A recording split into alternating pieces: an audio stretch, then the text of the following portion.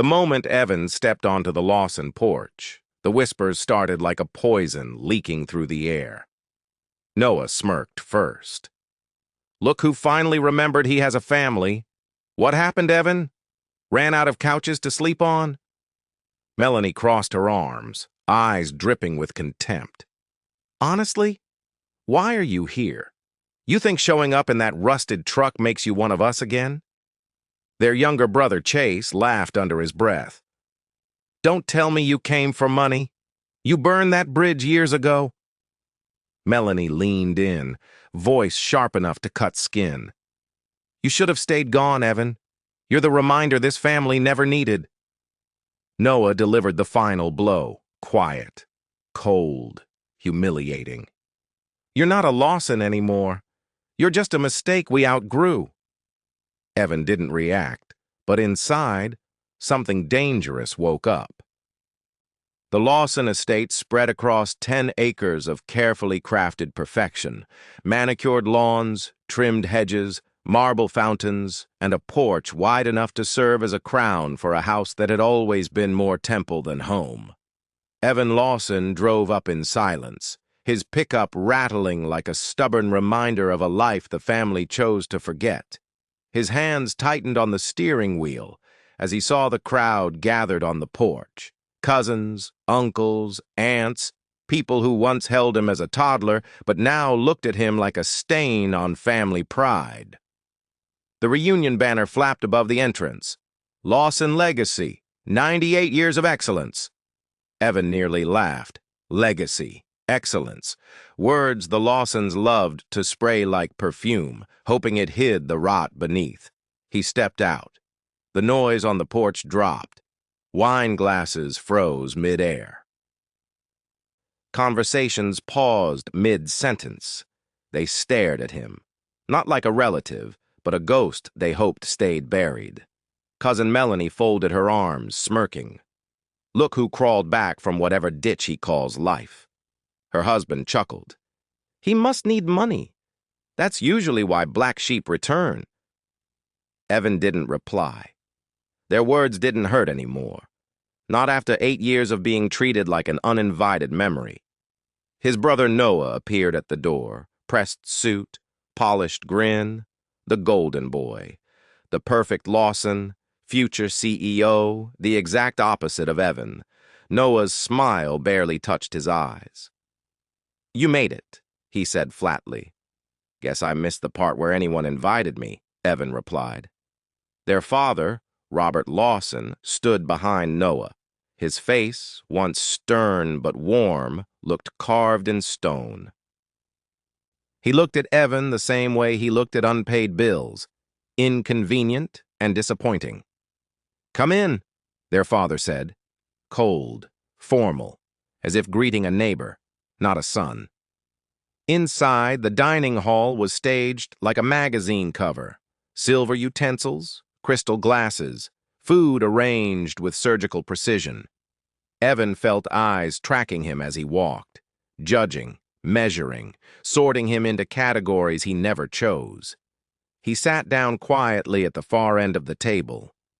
Dinner began. Fake smiles, hollow compliments, business bragging. Then Evan noticed something unusual, the tension in his father's jaw. The way his mother didn't touch her food. The anxious glances exchanged between a few relatives. He put his fork down. What's going on? He asked softly. No one answered. His father's phone buzzed. He checked it instantly, face draining of color. Moments later, the family lawyer, Mr. Hayes, entered from the back door, drenched in sweat, holding a folder like it weighed 50 pounds. He leaned into Robert Lawson's ear and whispered. The patriarch's hand trembled. A glass shattered in his grip.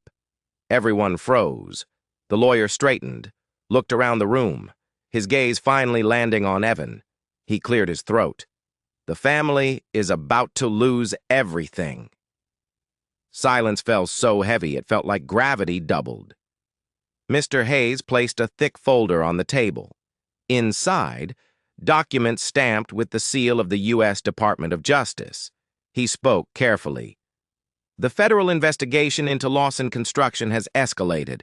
They found evidence of fraudulent signatures on land contracts. If the family can't prove innocence by morning, the government will seize every asset tied to the Lawson estate. Gasps, cries, shaking hands.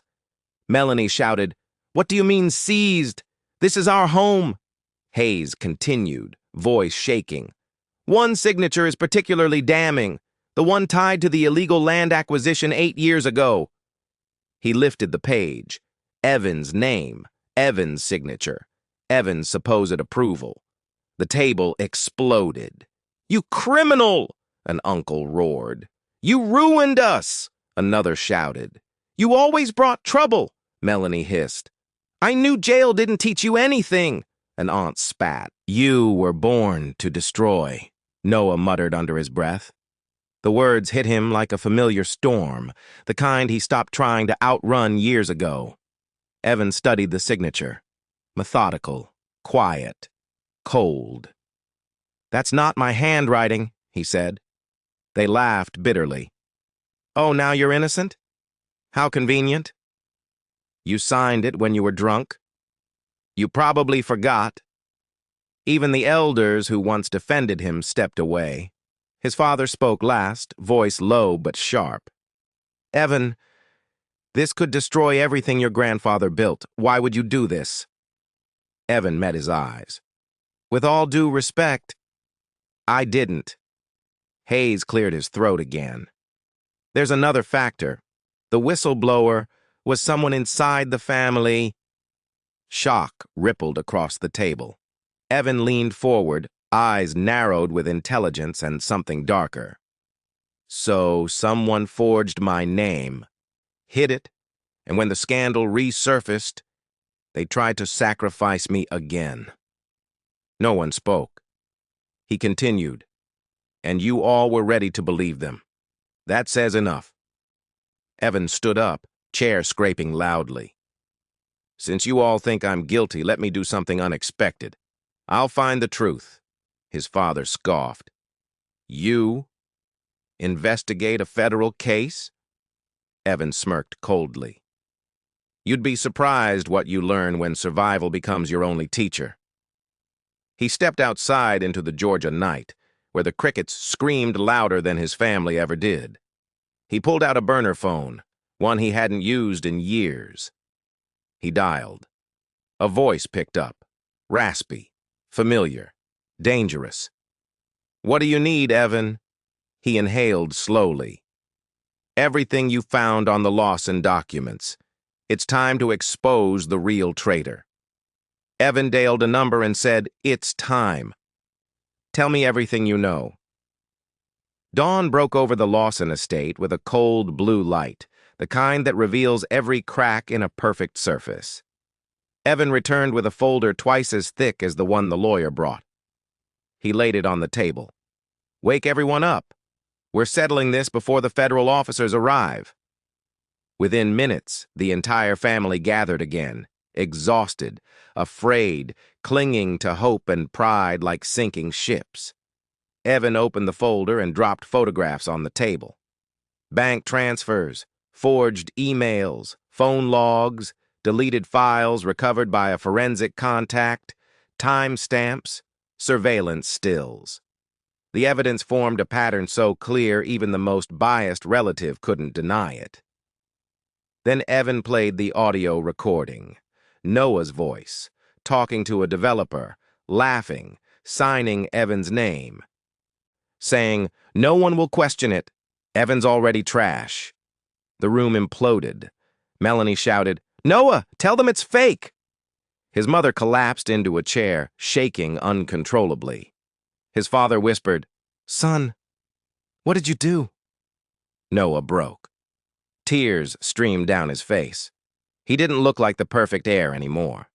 He looked like a man crushed under the weight of his own deception. I needed the deal closed. The company was falling behind. They trusted me to fix it. So I used Evan's reputation to shield the risk. And I thought I could bury it forever." He fell to his knees. Evan watched him without hate, just truth. Their father turned to Evan, voice cracking. Why help us discover this? After everything we did to you? Evan's voice was a blade coated in frost. Because the truth matters. Because family shouldn't hide behind lies. And because I won't allow one brother's cowardice to destroy generations. He slid another document across the table. A cooperation agreement. If Noah confesses and cooperates, the government will protect the estate, spare the assets, and focus on the fraud, not the entire family. Noah sobbed. So I go to prison? Evan nodded. For a while. Noah looked up, broken. Why save us, when we never saved you? Evan's jaw clenched. Because I'm not the black sheep. I'm the only one who refused to run from the truth. Sirens sounded in the distance. Federal vehicles arriving. The family panicked, except Evan, who stood still. The agents entered. Noah stepped forward. I'm ready, I'll talk. Evan placed a hand on Noah's shoulder. Not forgiveness, but closure. As Noah was escorted away, the family turned toward Evan. But he didn't wait for gratitude. He didn't wait for apologies. He grabbed his keys and headed for the door. Evan? His father called out, voice breaking. I don't even know where to begin. Evan paused. He turned, face unreadable. Begin by asking yourself why it took losing everything to finally see who I am. Then he walked out, the only Lawson who left with his integrity intact. Viewers, what would you do if you were Evan? Forgive them or walk away forever? Comment your answer below. I want to hear from you. Have you ever been treated like the black sheep of your own family? If yes, type, I understand. Who do you think is really wrong in this story, Evan or his family? Tell me in the comments. What lesson have you taken from this story? Drop your thoughts below. Share this story with someone who needs strength today. And if you love deep, emotional stories like this, subscribe to Hidden Tales, stories for more powerful black stories, revenge, and karma. Thank you for your support.